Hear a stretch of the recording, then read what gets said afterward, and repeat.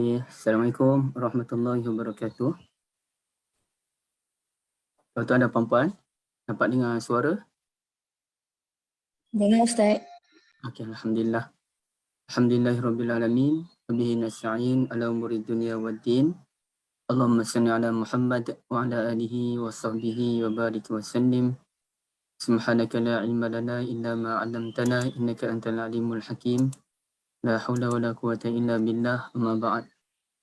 Fadil Ustaz Yusof Arba'in, Akademi Tadabbur Malaysia. Tuan-tuan dan puan-puan, bonda saya Hajah Kamariah yang saya kasihi, alhamdulillah. Saya minta maaf agak terlewat sedikit. Tadi saya dah cuba masuk tapi ada masalah. Laptop saya ni tak dapat connect dengan internet, lambat. Jadi saya kena restart balik. Jadi bila restart balik tu alhamdulillah barulah saya dapat buka bahagian internet ni lah. Jadi saya dah maklum pada Ustaz Yusof. Saya minta maaf pada ibu-ibu di atas kelewatan ini ya. Baik, insya-Allah hari ini kita sambung pengajian kita pada bab yang ke-17 ya. Husnul Ma'ab dengan Husnul Sawab. Bab yang ke-17 daripada 40. Rabbi zidna ilma, Allahumma faqihna fid din, wa'allimna al-hikmata wat ta'wil, Allahumma ayyidna bi ruhil qudus. Amin. Lafaz Husnul Ma'ab dan Husnul Sawab menetapkan matlamat dengan jelas. Okay. Jadi tuan-tuan dan puan-puan yang saya kasihi, kita sebagai hamba yang penuh dengan kelemahan ini, mau tak mau kita mesti meletakkan matlamat yang jelas dalam kehidupan. Dan matlamat itu dia kita maklum ada matlamat yaumiyan, bersifat harian, bersifat mingguan, bersifat bulanan mungkin, ataupun bersifat tahunan, ataupun bersifat sepanjang hidup kita ya. Dan saya kira yang paling tinggi, goal yang kita mau capai ialah matlamat untuk menamatkan kehidupan ini dengan husnul khatimah. Itulah goal kita yang paling besar. Jadi kalau kita dapat husnul khatimah, maknanya kita mendapat mardatillah, alhamdulillah. Itu yang disebutkan oleh ulama yang namanya Ar-Razi, tapi bukan Fakhruddin Ar-Razi, dia Ar-Razi yang lain. Beliau menyatakan, mentafsirkan ayat ihdinas siratal mustaqim, tunjukkan kami ke jalan yang lurus. Jalan yang lurus tu jalan yang macam mana? Yakni jalan yang lurus dalam kehidupan sehingga akhirnya kita menutup mata dengan husnul khatimah, penutup yang terbaik insya-Allah ya. Baik. Itu yang disebutkan oleh Syekh Ibn Athaillah As-Sakandari, min alamatin nujhi fil nihayat, min alamatin nujhi fil nihayat. Apa ya ayat dia? Fil bidayat. Yang tu saya lupa.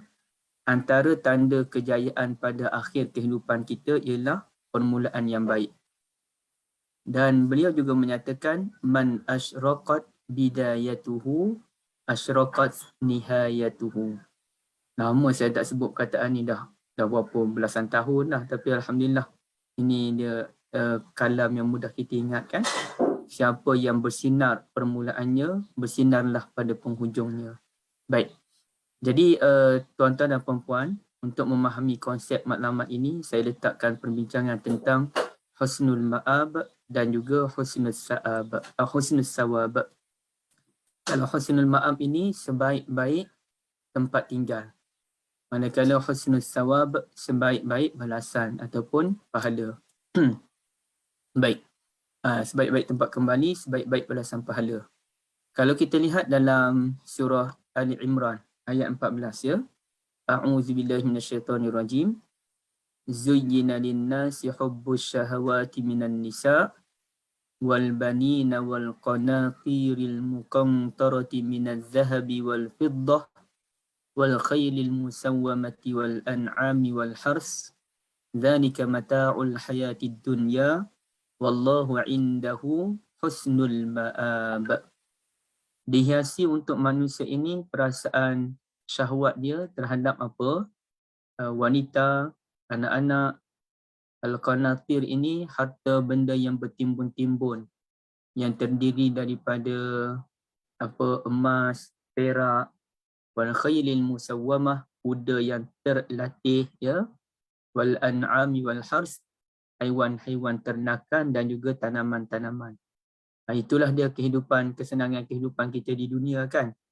Tapi Allah Ta'ala menyatakan, Allah buat perbandingan.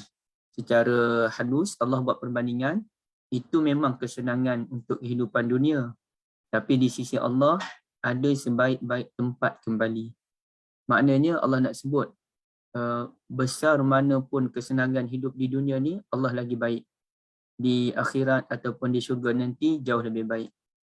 Tuan-tuan dan puan-puan, sebelum saya melanjutkan perbincangan tentang husnul ma'ab itu, ada elok kita melihat satu perkataan yang ada, iaitu An-Nisa. An-Nisa ini pun ada surah kan? Surah yang namanya An-Nisa, Al-Fatihah, Al-Baqarah, Ali Imran, An-Nisa, surah yang keempat. Baik, kita umum kita mengetahui An-Nisa ni wanita. Tapi ada satu kajian yang dibuat oleh orientalis ke apa? Sorry, dia bukan orientalis. Saya kira dia lebih kepada liberal sikit, ya. Saya tak berani nak kata dia liberal terus sebab saya pun tidak begitu mengkaji pemikiran beliau. Tapi menurut sahabat saya yang buat kajian PhD dan banyak juga melihat pandangan beliau, iaitu Syahrur, beliau menyatakan lebih kurang begitulah liberal, ya. Yang mana dia kata macam tak logik kalau An-Nisa ni ditafsirkan kepada wanita. Kenapa? Kerana kan Zuyyina linnas, manusia ini diberikan keinginan. Manusia ini terdiri daripada lelaki dan juga wanita. Jadi kalaulah manusia ini terdiri daripada lelaki dan wanita, macam mana boleh ada ayat dia suka kepada wanita pula? Lainlah kalau ayat itu berbunyi Zuyyina lirrijal, dihiasi bagi orang lelaki. Itu lainlah. Tapi ini dihiasi untuk manusia, lelaki dan wanita, perasaan suka terhadap beberapa benda, antaranya An-Nisa, wanita itu sendiri. Jadi tak logik kata dia. Jadi beliau pun cuba mentafsirkan ayat An-Nisa ini kepada ayat yang lain. Iaitu ibu-ibu, kalau tuan-tuan dan puan-puan biasa dengan ayat ini. Ayat ini kalau saya sebut ayat nasi tambah. Ayat nasi tambah, ya. Okey, ini dalam surah Taubah. Surah Taubah ayat 37. Yes. Okay, kita tengok terjemahan. Terjemahan surah Taubah ayat 37. Innaman nasi'u ziyadah. Saya ke tempat lain sekejap. Innaman nasi'u ziyadah, sesungguhnya pada nasi tu ziyadah, ada tambah. Saya kata nasi tambah tu. Hanya sahaja pada nasi tu dia ada tambah, dan tambah tu tambah apa? Tambah menambahkan kekufuran. Pada nasi itu menambahkan kekufuran. Ya, ada orang yang telah tersesat kerana perbuatan an-nasi. An-nasi ni apa, tuan-tuan dan puan-puan? An-nasi ini artinya dia melewatkan, mengakhirkan. Melewatkan dan mengakhirkan ke macam mana tu? Iaitu orang Arab kan, ataupun kita sendiri pun ada bulan yang kita diharamkan untuk perang. Kita ada bulan yang kita diharamkan untuk perang. Bulan apa? 4 bulan. Minha arba'atun hurum. Sekejap tuan-tuan, saya tak sesi hidung.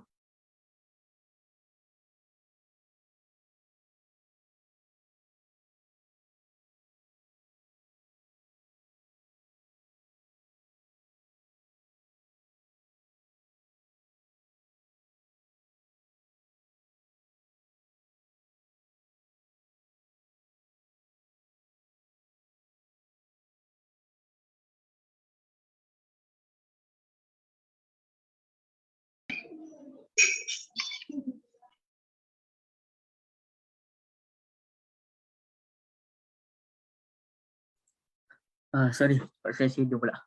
Okey, bulan yang diharamkan perang tu ialah bulan Zulkaidah, bulan Zulhijjah, bulan Muharram. Itu 3 bulan mutawaliyat yang bersambung-sambung kan. Dan satu lagi bulan Rajab. Okay. Jadi sebagai contoh, sebelum bulan Zulkaidah tu bulan apa ya? Syawal, Zulkaidah, bulan Syawal kan? Okay, sebelum bulan Zulkaidah tu bulan Syawal. Jadi orang Arab ni, contohnya bulan Syawal tu jatuh pada 30 hari bulan lah, contohlah. Bulan tahun tu Syawal jatuh sampai 30 hari bulan. Jadi sedangkan esoknya bersamaan dengan satu Zulkaidah tu, mereka nak diserang satu kaum. Mereka nak diserang satu kabilah sebagai contoh, nak merompak.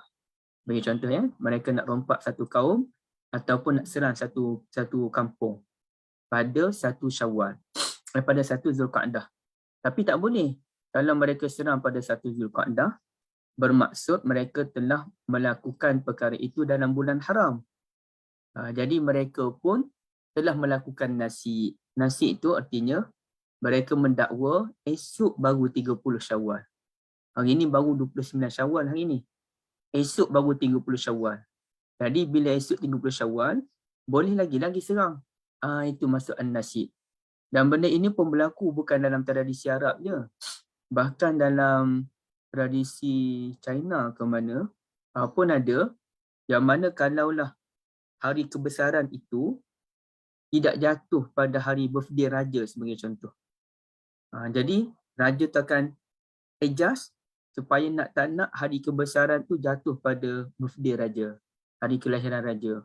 Dia nak bagi hebat lah, nampak hebat. Raja tu lahir pada tahun yang hebat, pada hari yang hebat. Jadi itu dipanggil sebagai an-nasi, ataupun perbuatan menambah-nambah bulan dengan tujuan-tujuan tertentu, sama ada perang, sama ada kemasyhuran, sama ada melibatkan raja dan sebagainya. Jadi apabila difahami an-nasi ni artinya benda yang melewatkan, menangguhkan, maka Syahrul pun dia faham an-nisa ni benda-benda yang lewat. Benda-benda yang lewat ni maknanya benda-benda terkini lah. Benda-benda terkini, lewat. Benda yang dihasilkan pada tahun ini sudah lewat dibandingkan tahun lepas. Jadi an-nisa ini katanya benda-benda yang terkini. Jadi manusia ni memang suka kepada benda-benda yang terkini. Bila keluar iPhone sekarang siapa pun tak tahu, saya tak pakai iPhone . Kalau iPhone tu, iPhone yang paling apa yang terbaru. Semua orang berebut nak pakai iPhone yang pattern yang terbaru. Kemudiannya apa lagi? Kereta. Semua pakai lebih kereta jenis baru kan. Contohnya kereta Vios. Keluar pula pattern baru. Orang pun nak beli pattern baru. X70 keluar yang baru. Orang nak beli kereta yang baru kan. Okay, jadi kata dia, an-nisa tu ialah benda yang baru, kata dia. Jadi benda tu bersalahan dengan tafsir ulama silam, sedangkan antara adab ataupun antara manhaj kita dalam tafsir ini, kalau seluruh ulama salaf dulu sepakat kata sekian, jadi kita kena terima sekian lah. Kita tak boleh lah nak memandai-mandai. Kecuali yang kita memandai-mandai itu, bukan memandai, kecuali yang kita buat tu ialah kajian baru yang tidak menyalahi pun, cuma kita menambah maklumat. Ulama salaf tak buat kajian tentang sains, kita pun buat kajian sains, jumpa. Ulama salaf tidak membuat kajian bahasa secara menyeluruh, meliputi perkataan demi perkataan. Ulama sekarang baru memberikan fokus kepada kalimah demi kalimah. Jadi itu tak apa, ia tidak bersalahan. Tapi kalau an-nisa ni, semua ulama dulu kata an-nisa ialah wanita, tiba-tiba kita nak bawa satu maklumat yang lain, itu agak nilah dia kurang tepat daripada sudut minhaj dia ataupun daripada sudut sistem pentafsiran dia. Baik, tak apa. Jadi segala benda yang kita minat di dunia ini, kata Allah, itu memanglah kesenangan dunia. Zalika mata'ul hayatid dunya. Dinamakan dunia tu dunya. Kenapa dinamakan dunia? Dunia ni tuan-tuan dan puan-puan biasa dengar perkataan danau sebagai contoh, ataupun dalam bahasa Arab dana lah, dana. Danau tu benda lain, atau dalam bahasa Arab dia ada perkataan dana. Dana ni dekat. Kenapakah dunia kehidupan ini dipanggilkan dunia? Kerana inilah yang dekat dengan kita sekarang. Manakala kenapa ia dipanggil akhirat? Kerana akhirat tu yang lambat, dia akhir, dia lambat lagi. Jadi segala ini memang kehidupan dunia. Tapi ingat, di sisi Allah itu ada sebaik-baik tempat kembali. Okay. Kemudiannya dalam ayat surah Ali Imran juga, tadi Ali Imran ayat berapa tadi? 14. Tapi bila kita lihat Ali Imran ayat 195 sebagai contoh. Fastajaba lahum rabbuhum anni la udhi'u amala 'amilin minkum min dzakarin aw unsa. Maka Tuhan mereka memperkenankan doa mereka dengan firman-Nya, sesungguhnya aku tidak pernah mempersia-siakan mana-mana amalan kalangan kamu. Lelaki baik, wanita pun baik. Okey. Ni zakar ini lelaki sudut gender, unsa pun wanita sudut gender. Kalau nisa tu bukan sudut gender. Ni nisa wanita juga, tapi dia bukan gender. Kalau yang ini gender. Mana memang wanita lah unsa ni. Ba'dukum min ba'. Ya, ba'dukum min ba', kerana setengah kamu adalah keturunan sebahagian yang lain. Falladzina hajaru wa ukhriju min diyarihim, maka mana-mana orang yang berhijrah, orang yang diusir daripada negara mereka, wa udzu fi sabili, orang yang disakiti dalam perjuangan menegakkan agama Allah, wa qatalu wa qutilu, mereka berjuang dan mereka ada terbunuh, la ukaffiranna anhum sayyi'atihim. Okey. Di sini perkataan la ukaffiranna ni ada dua harfu taukid. Satu la tu artinya lagi-lagi, benar-benar ataupun pasti. Yang keduanya na tu pun harfu taukid. Jadi kalau kita terjemah biasa, la ukaffiranna, aku akan menghapuskan anhum sayyi'atihim, dosa-dosa mereka. Tapi kalau kita ambil kira ada dua harfu taukid, dua ayat penegas. Taukid tu penegas. Artinya aku pasti benar-benar. Aku pasti, satu ayat penegas, benar-benar, dua, ya. Ataupun aku benar-benar pasti. Aku benar-benar pasti akan menghapuskan kesalahan-kesalahan yang mereka lakukan. Wala udkhilannahum jannatin tajri, baris ada silap tu saya ambil dari internet ni, baris ni tak betul ni, mimba' jannatin tu saya minta maaf lah ya, saya silap. Wala udkhilannahum jannatin tajri min tahtihal anhar, dan aku adalah dan ada na lagi. Aku pasti, aku benar-benar pasti akan memasukkan mereka ke dalam syurga, ke dalam syurga-syurga natin yang mana mengalir di bawahnya sungai-sungai, sawaban min indillah, sebagai pahala daripada sisi Allah. Wallahu indahu husnus sawab, dan Allah di sisinya sebaik-baik pahala. Okay, yang ini wallahu indahu husnul ma'ab, sebaik-baik tempat kembali. Ini pula wallahu indahu husnus sawab, sebaik-baik pahala. Jadi macam mana tu? Kenapa yang ini wallahu indahu husnul ma'ab, yang ini pula ayat 195 wallahu indahu husnus sawab. Jadi penjelasannya tuan-tuan dan puan-puan yang saya kasihi, ayat 14 tu menceritakan tentang keinginan kita. Ya, keinginan kita. Keinginan kita ni kalau disesuaikan dengan kehendak Allah, okey. Bagaimana contoh tadilah tentang wanita, maka kita sesuaikan dengan perkahwinan. Alhamdulillah, itu okey, memang itu pun yang diajarkan oleh Allah. Jika tidak, kita akan mendapat padah. Adapun apapun kita tidak mampu memenuhi segala kehendak syahwat kita di dunia, betul tak? Tak mampu. Jadi macam mana kita nak memenuhi segala keinginan kita ni? Tidak lain dan tidak bukan di syurga. Segala-galanya kita akan dapat dalam tempoh yang lama dan sentiasa mengalami at-tajaddud, yakni pembaharuan demi pembaharuan. Yang lelaki semakin tampan demi semakin tampan. Yang wanita semakin cantik demi semakin cantik. Jadi tuan-tuan dan puan-puan sekalian, jadi di dunia kita tidak mampu mencapai segala keinginan kita. Di syurga insya-Allah kita semua ahli syurga.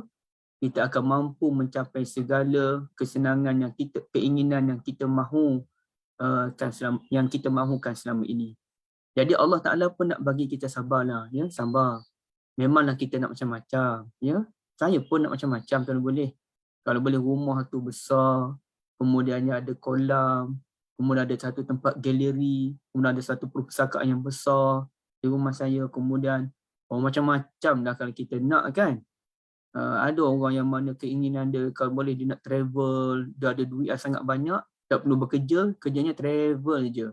Ada juga orang yang mana kalau boleh nak kereta pun banyak, hari ni pakai kereta ni, esok pakai kereta lain. Ada juga, tapi kita tak mampu nak ambil semua benda tu. Ya. Dan bahkan kalau ada orang yang kaya raya pun, kadang-kadang kesihatan dia pula menyebabkan dia tak mampu. Kereta ada 5, tapi dengan kesihatan dia pun nak naik wheelchair je. Ada juga. Ada orang yang mana sihat, tapi tak mampu ada kesenangan. Jadi adalah kita mana-mana kekurangan tu biasalah, di dunia kita tak mampu. Jadi Allah Ta'ala semacam nak memujuk kita, wallahu indahu husnul ma'ab. Allah itu sebaik-baik tempat kembali, jadi sabar. Nanti bila kita kembali ke syurga, kita ke syurga nanti insya-Allah, amin. Di situlah kita nak apa dia. Nak terbang pun boleh. Ya, nak terbang pun boleh. Silakan. Apa lagi keinginan tuan-tuan dan puan-puan sekalian? Kalau saya, apa keinginan saya? Antara keinginan saya ialah saya mahu berjumpa dengan dengan watak-watak tertentu. Of course lah para Nabi. Nabi SAW tu tak payahlah kita nak sembang, memang betul lah. Itulah keinginan kita kan.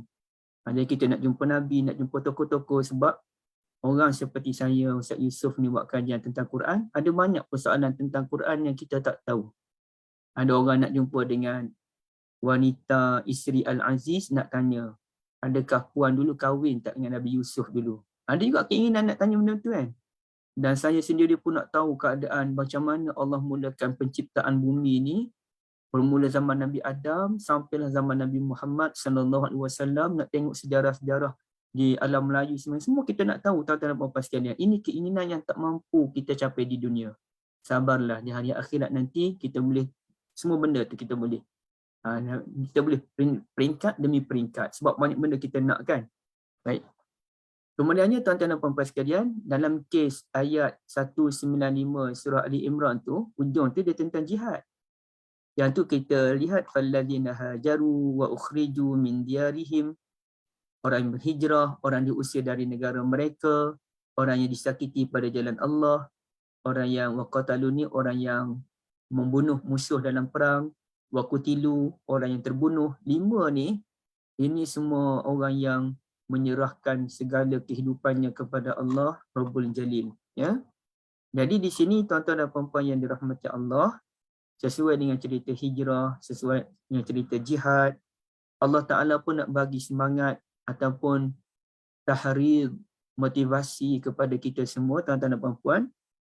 Allah pun sebut, kalau kita sanggup buat segala-galanya itu dalam usaha i'la kalimatillah wa kalimatullahi hiyal ulia, menegakkan kalimah Allah, Allah janjikan pahala yang besar untuk kita.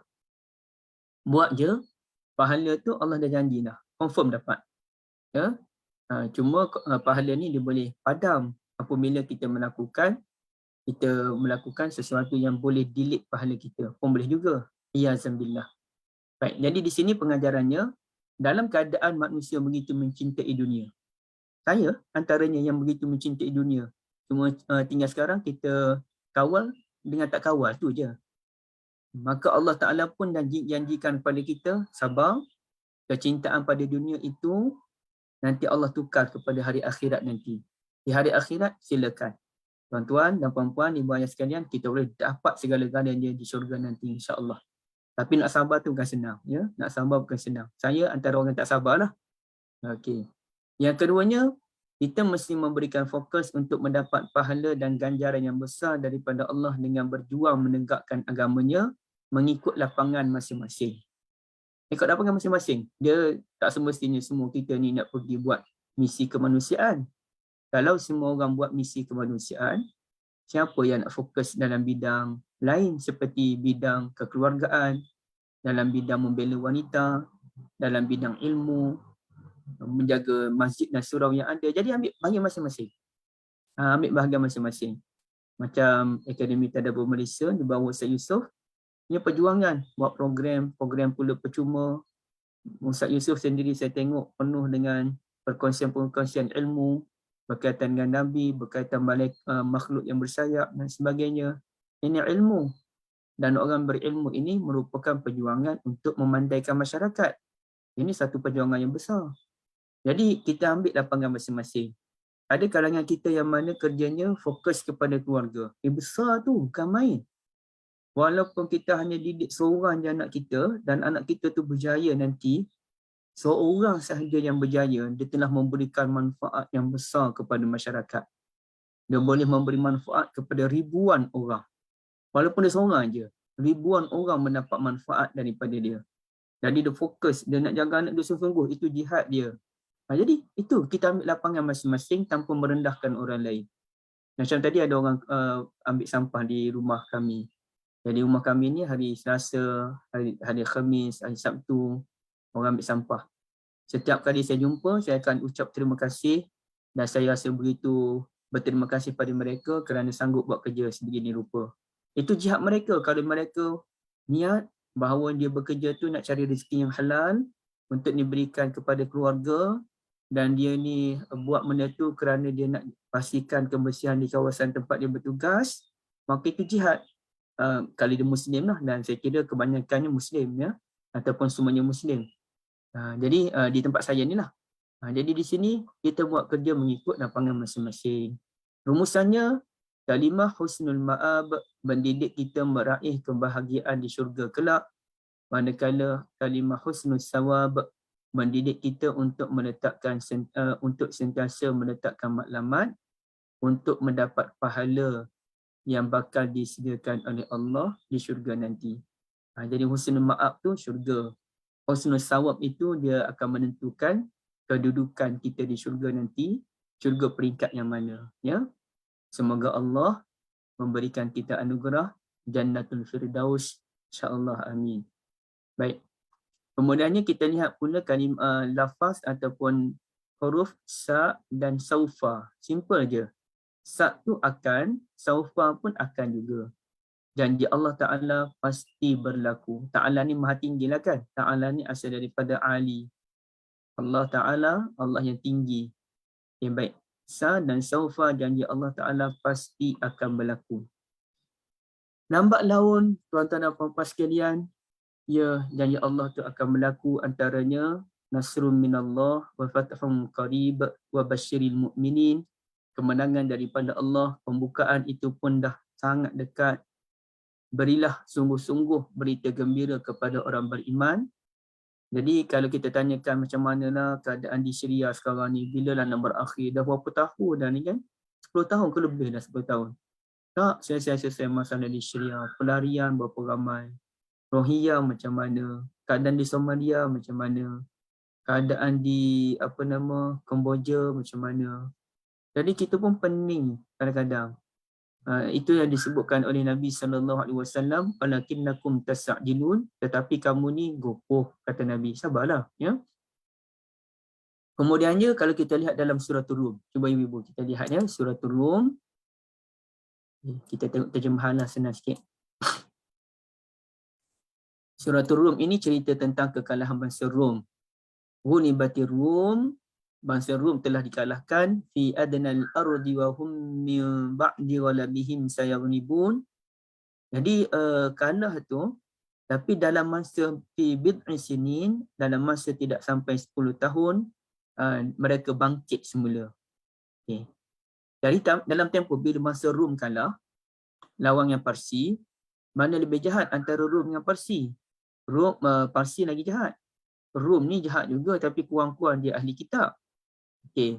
Tapi pada akhirnya memang Islam lawan Rom lah. Jadi bila Rom kalah, orang Islam pun sedih. Bila Parsi menang, orang musyrikin pun gembira. Jadi bila kalah tu, orang kalah ni, tuan-tuan dan puan-puan, dia akan bertanya bila ni kita nak bangkit semula. Bila kita nak menang balik. Bukan dalam kalah perang je. Kalah dalam sukan pun. Badminton, sebagai contoh. Ataupun dalam bola ke sebagai contoh. Malaysia sebagai contoh. Bila lah nak menang ni Piala Thomas ni sebagai contoh kan. Kita tak sabar menunggu bila nak menang. Jadi Allah Ta'ala pun sebut pada ayat yang akhir. Allah tahu perasaan kita tu. Allah sebut pada ayat yang akhir. fasbir inna wa'dallahi haqqun wa la yastakhiffannaka alladhina la yuqinun. Oleh itu bersabarlah wahai Muhammad, inna wa'dallahi haqq. Sesungguhnya janji Allah itu benar. Dan janganlah orang-orang yang tidak meyakini apa yang engkau sampaikan itu membuatkan engkau resah. Jangan-jangan jadikan orang seko kamu ke, orang pelikih kamu ke membuatkan kamu resah. Oh, kalah lagi kali ni. Jangan resah. Sabar. Fasbir, maka sabar. Allah dah janji menang, insya-Allah menang. Cuma kita kena buat kerja lah. Dan masa Romawi mereka buat kerja. Apabila mereka buat kerja, itulah yang menyebabkan mereka menang. Apa kerja yang mereka buat? Soalannya. Okey. Apa kerja yang mereka buat? Kerja mereka buat ialah Al-Mustawrid Al-Qurashi. Okey, ini hadis dia. Apa kerja mereka buat ni?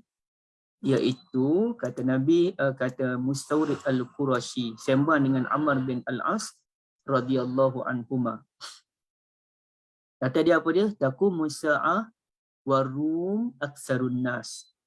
Kiamat akan berlaku dan masa kiamat berlaku, siapakah bangsa yang paling ramai ketika itu, yang paling kuat? Bangsa Romawi.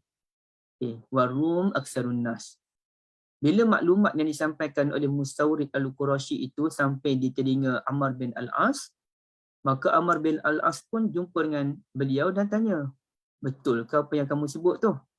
Dalam riwayat Muslim ni, absir ma taqul, buktikan yang kamu sebut ni betul. Kata Mustawrid Qurashi, aku lu masami'tu min Rasulillah sallallahu alaihi wasallam. Yang saya sebut ni saya dengar Nabi sebut. Bukan saya memandai-mandai. Dan Amr bin Al-As bukan nak petikai, cuma Amr bin Al-As ni dia teruja. Bila dia dengar, kamu kena buktikanlah, betul ke apa yang kamu sebut ni? Dia kata, tak, saya memang dengar Rasulullah sebut. Maka kata Amr, la in qulta dzalik inna fihim la khisalan arba'an. Amr ni dia politikus. Beliaulah yang telah diutuskan oleh bangsa Arab untuk deal dengan Najasyi Habsyah bagi memulangkan semula orang yang berhijrah ke Habsyah tu. Dialah yang deal. Kenapa dia? Kerana dia ni politikus. Dia orang hebat, dia orang cerdik. Maka hasil daripada penelitian dia, beliau pun menyatakan, kalau betul apa yang kamu sebut ni, Rasulullah yang sebut, Rom ni dah ada 4 sifat yang hebat. Apa dia? Innahum la ahlamun nasi 'inda fitnah. Mereka lah orang yang paling berlemah lembut apabila berlakunya masalah. Ya? Maknanya apabila mereka ditimpa musibah, contohnya bila orang ditimpa musibah kan, kita ambil simple je di Selangor, kadang-kadang ada masalah air, sama ada sabotaj, ataupun yang keduanya memang kena baikilah benda yang dah lama kan. Okay, baik. Tapi pada peringkat awal dulu dalam 3-4 tahun lepas kan, tak ada air tu kadang-kadang 3-4 hari. Ya, cerita sabotaj kita nak kata apa tuan-tuan dan puan-puan. Ataupun kalau bukan sabotaj pun orang buang kotoran dalam sungai kan. Baik. Jadi bila masa Ahlamun Nas ini, kalau lori air itu datang, maknanya beratur dengan baik, tidak tolak menolak. Sekejap je sebab kawan-kawan. Pemakhiran ada kelas. Okey. Jadi Ahlamun Nas ini berlemah lembut. Kalau nampak ada wanita yang tolong angkat air tu, tolong bubuh, tolong angkatkan. Kalau nampak orang tua, minta rehat dulu atau bagi laluan ke depan. Itu Ahlamun Nas. Dan benda itu telah ditunjukkan oleh bangsa Jepun sebagai contoh apabila ditimpa musibah bencana alam. Wa asra'uhum ifaqatan ba'da musibah. Mereka bangsa yang cepat bangkit selepas mereka ditimpa musibah. Bukan duk biar je, mereka bangkit. Ya. Contoh paling simple ialah apabila banjir besar berlaku di beberapa negeri, Kelantan, Pahang, Terengganu pada tahun 2014 dan juga awal 2015, bangsa yang cepat bangkit ni ialah dia tak ada minta tunggu orang datang tolong, tak. Dia sendiri pergi ke rumah, dia sendiri settlekan kebersihan di rumah dia. Bukan duk tunggu NGO je datang, tapi dia sendiri tak buat kerja. Wa awsyakuhum karratan ba'da farrah. Mereka orang cepat mengatur strategi. Bukan duduk diam, atur strategi.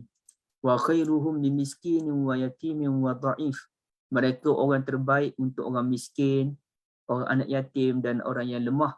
Mereka berikan kebaikan. Dan kata Ammar, ada satu lagi. Ini yang terbaik.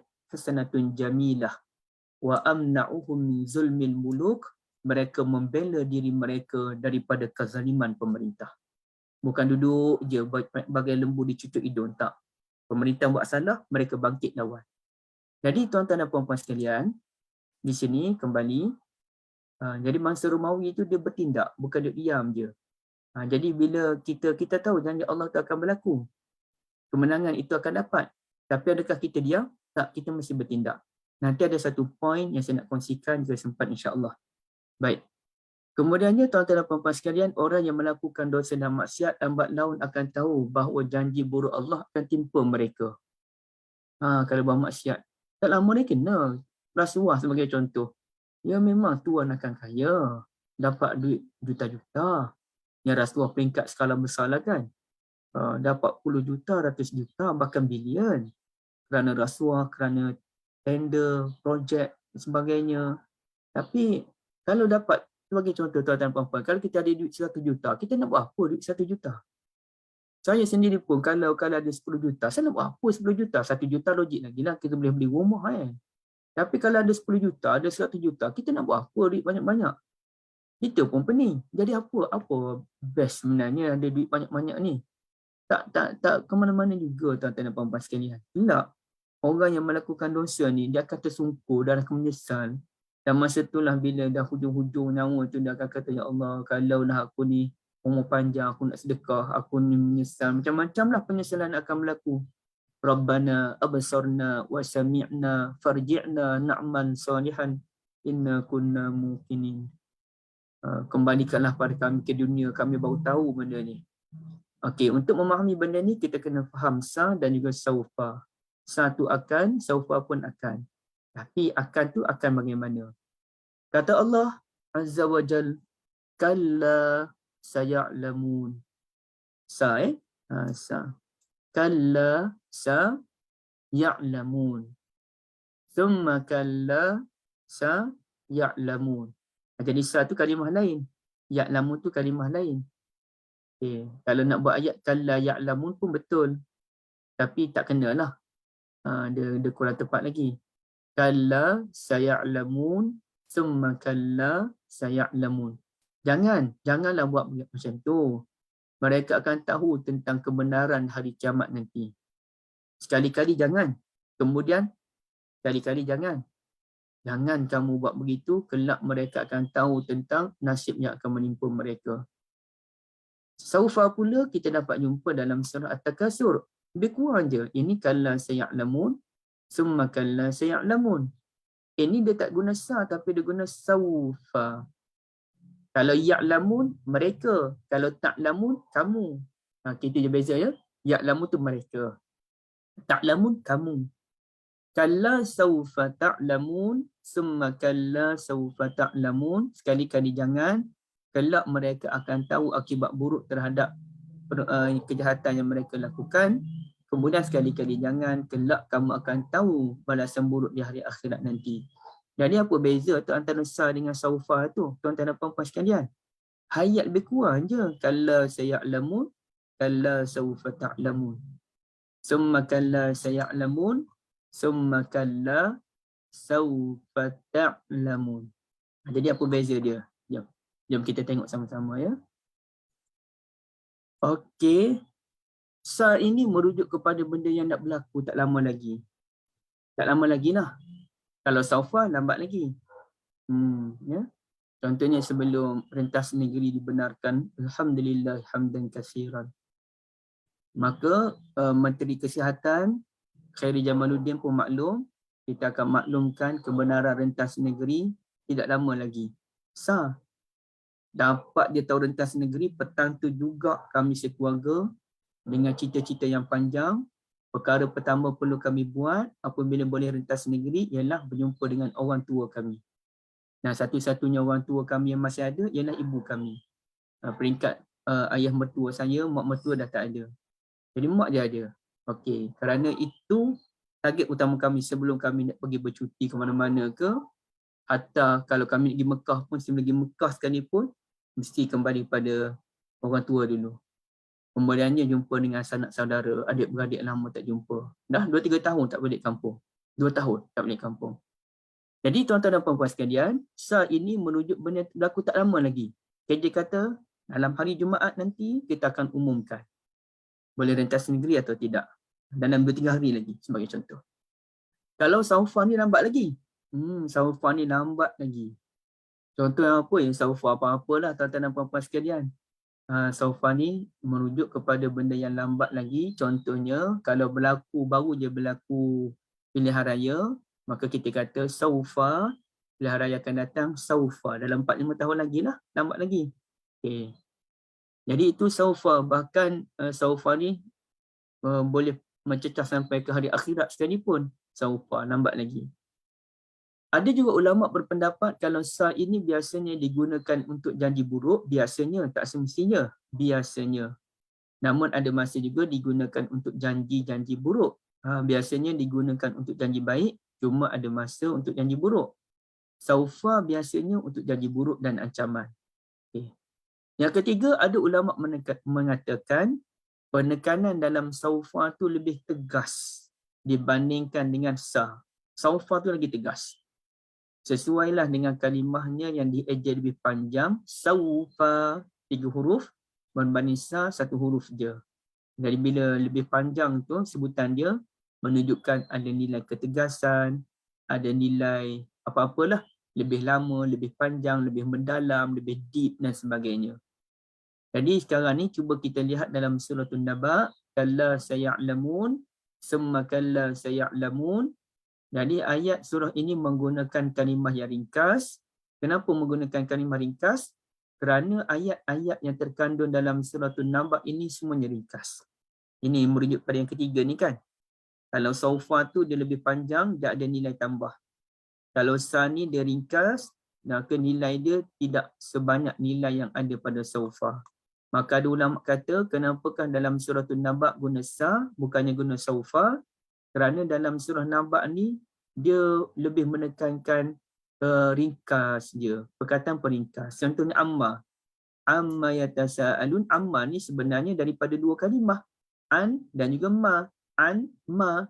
An tu tentang, ma tu apa? Tapi diringkaskan. Buang nun, buang alif pada ma, jadi amma, tentang apakah mereka saling bertanya-tanya. Ya.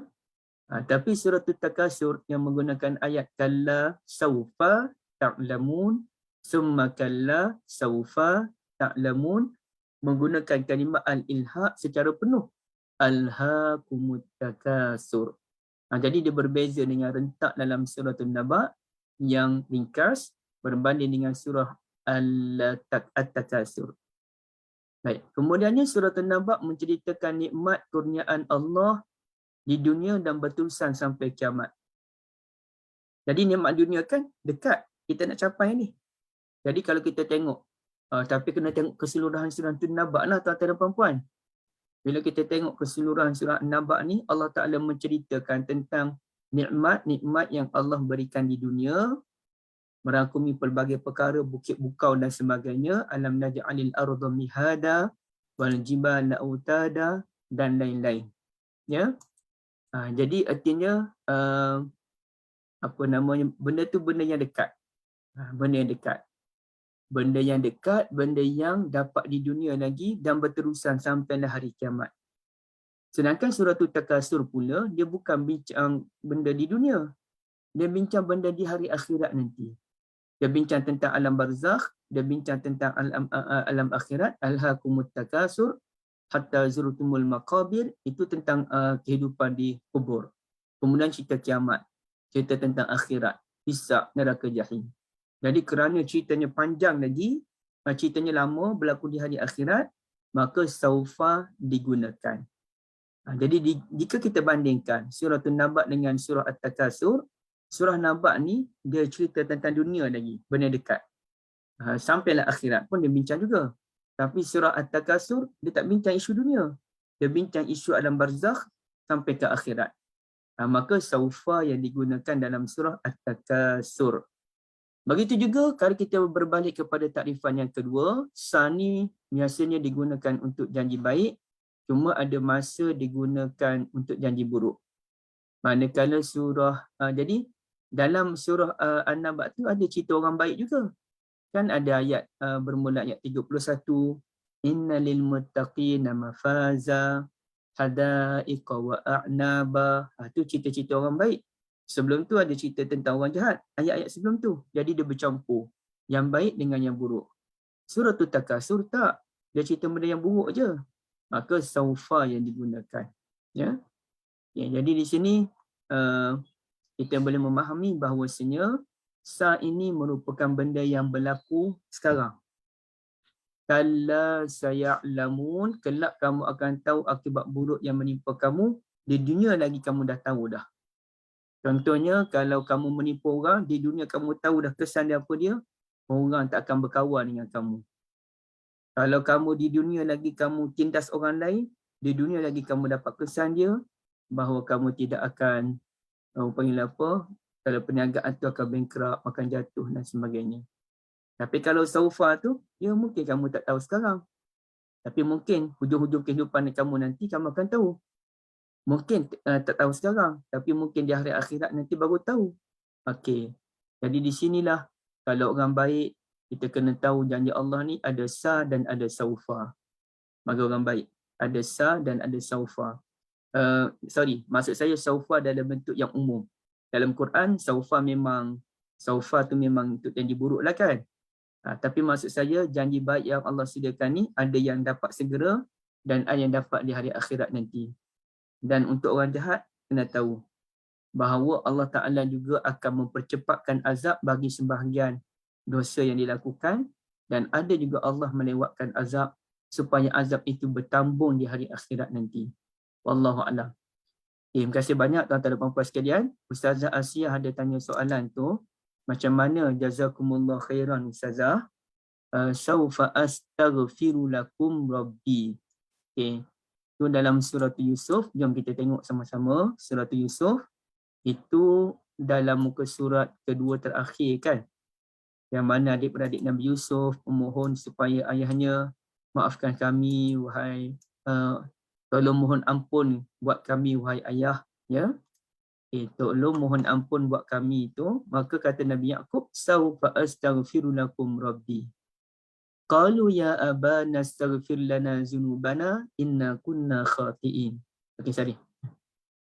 Mereka berkata, wahai ayah kami, tolonglah minta ampun terhadap dosa-dosa yang kami lakukan.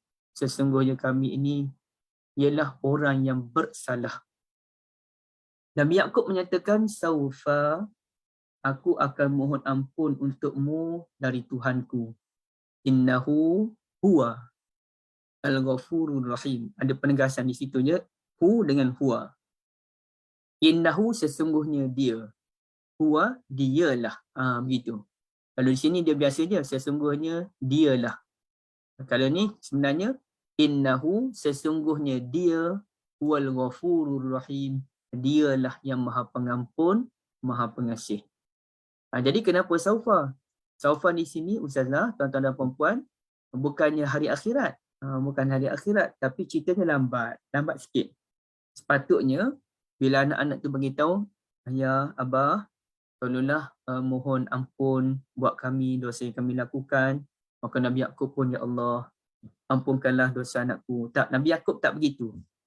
Nabi Yaqub kata nantilah. Ya, nanti abah minta ampun pada Allah. Maknanya bukan serta-merta Nabi Yaqub mohon ampun kepada Allah Azza wa Jal atas kesalahan yang dilakukan oleh anak dia. Tapi nanti. Dan nanti tu ada ulama kata kenapa nanti? Kerana Nabi Yaqub ni dia nak cari masa yang paling terbaik.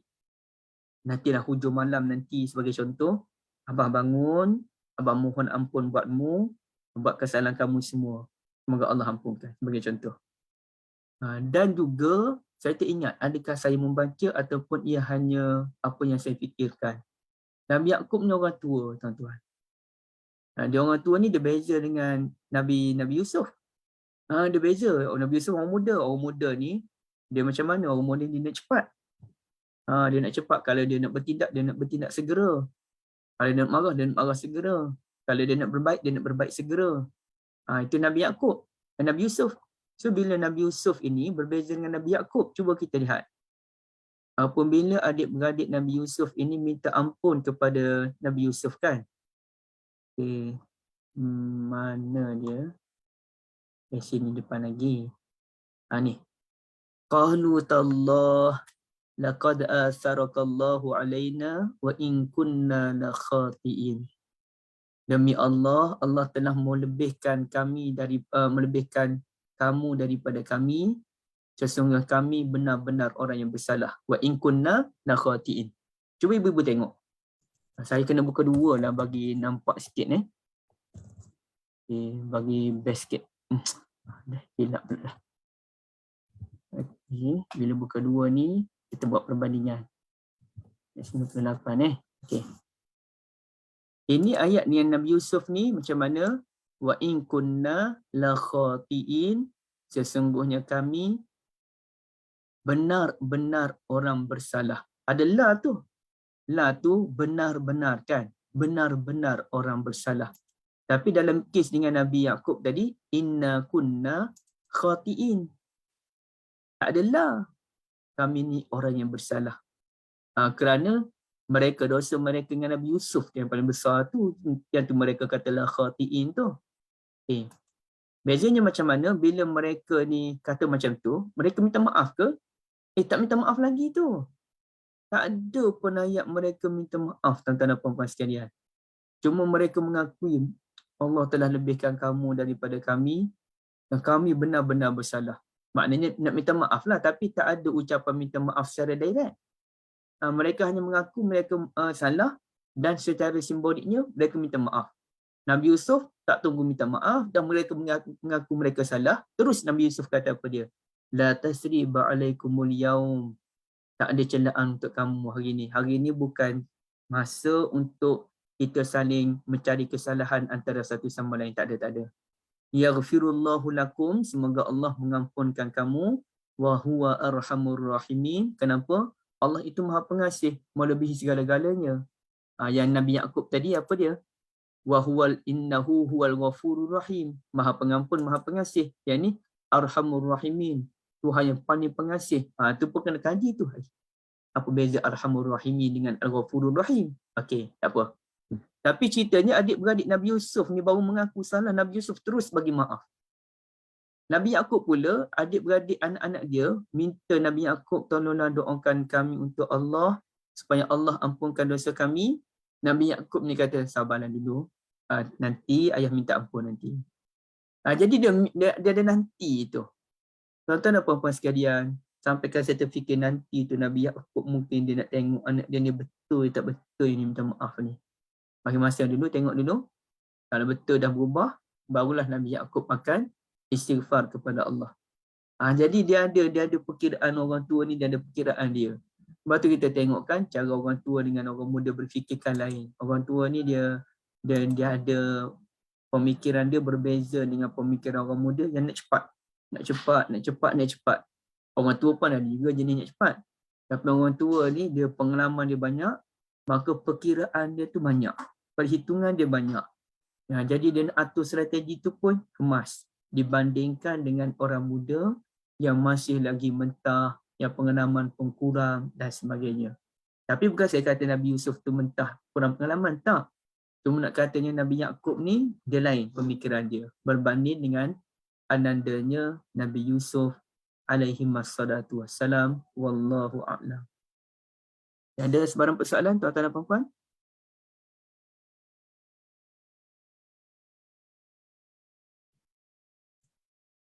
Okey, tak ada Kalau tak ada, jika saya untuk sebut yang terakhir sahaja, yang saya nak sebut tadi, bila kita kata tentang janji Allah pasti akan ditunaikan tu tuan-tuan dan puan-puan ya, sikit je sebab tadi kita mula 96 minit, izinkan saya untuk 10 minit ya.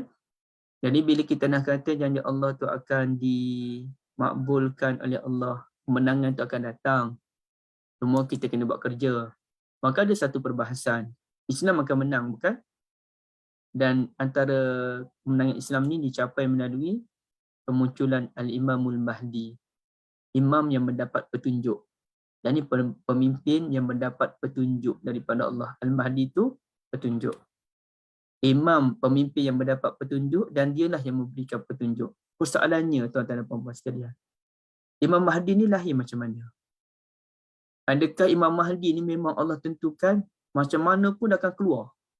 Teruk macam mana pun tiba-tiba keluar seseorang tu yang hebat dan dia dianggap sebagai pemimpin yang paling hebat sebelum turunnya Nabi Isa AS. Okay, satu, dalam apa-apa sistem sekalipun akan muncul orang-orang macam ni. Ataupun yang kedua, kita yang membentuk sistem untuk melahirkan Al-Imamul Mahdi. Jadi ini pilihan. Kita nak mana satu? Kalau kita nak mudah, pilihan yang pertama, tunggu je lah. Tunggu nanti keluar lah Imam Mahdi tu. Apa kita bimbang? Dan ya Allah itu pasti. Tapi bagi orang yang beriman kepada Allah, bukan begitu cara dia. Bagi pejuang, pemikiran pejuang dia lain. Bukan kita tunggu, kita kena bentuk sistem. Sistem pendidikan, sistem kekeluargaan, sistem kenegaraan, sistem ekonomi, sistem kemasyarakatan. Semua sistem ni kena perkasakan. Dengan sistem yang kuat inilah barulah Imam Mahdi boleh dilahirkan. Maknanya Imam Mahdi ni keluar daripada sistem pendidikan yang betul. Ya. Sekarang ni sistem pendidikan kita, secara jujurlah, saya mungkin anak saya 2 orang. Orang darjah 5. Tapi saya kira berdasarkan pengalaman saya, kita sekolah rendah, kita sekolah menengah, kita tahu sistem pendidikan kita walaupun telah cuba mengalami perubahan demi perubahan, tetap mementingkan peperiksaan. Alhamdulillah lah, lepas berlaku PKP, sekolah ditutup, barulah pembaharuan tu cuba berlaku.